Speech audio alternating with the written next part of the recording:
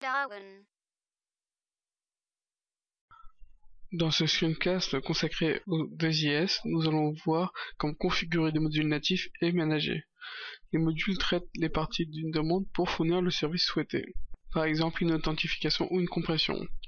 Ce processus est similaire au mode de fonctionnement des filtres IS-API. Généralement, les modules n'envoient pas de réponse au client. Ce sont les gestionnaires qui effectuent cette action car elles sont mieux adaptées au traitement des demandes spécifiques pour des ressources spécifiques. Les modules natifs sont chargés lorsqu'un processeur de travail du serveur web est initialisé. Ces modules peuvent fournir des services, par exemple l'authentification ou compression pour un site ou une application. Pour une raison de sécurité, les modules natifs sont inscrits ou annulés uniquement au niveau du serveur web, par l'administration du serveur. En revanche, vous pouvez activer ou supprimer les modules natifs inscrits au niveau du site ou des applications. Donc pour commencer, une fois que vous avez lancé votre gestionnaire des services internet 2IS, vous allez donc sur votre serveur. Une fois arrivé sur la page d'accueil, on peut voir une icône module. Double-cliquez dessus.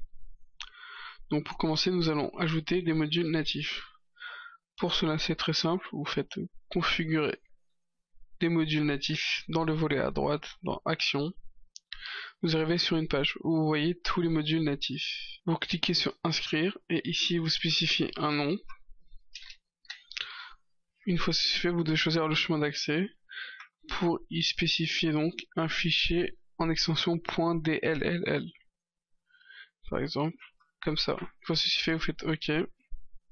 Puis vous voyez donc que notre module natif a été ajouté. Vous pouvez ensuite l'activer en le cochant ou non. Vous pouvez bien sûr modifier les différents modules, par exemple si vous voulez changer le nom ou le chemin d'accès en faisant modifier.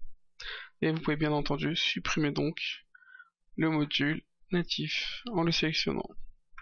Voilà. Vous pouvez voir ici sur la page principale des modules les différents modules disponibles, qu'ils soient natifs ou managés.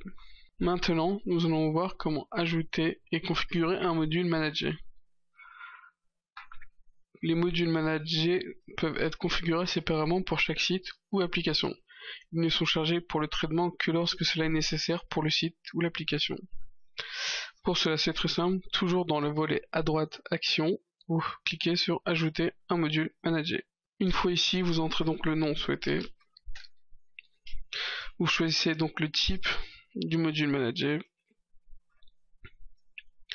Puis ensuite, vous pouvez, si vous le voulez, activer la case pour démarrer le module pour les demandes effectuées auprès d'applications managées ou de gestionnaires managés si vous souhaitez que le module réponde uniquement aux demandes managées. Une fois ceci fait, vous faites OK.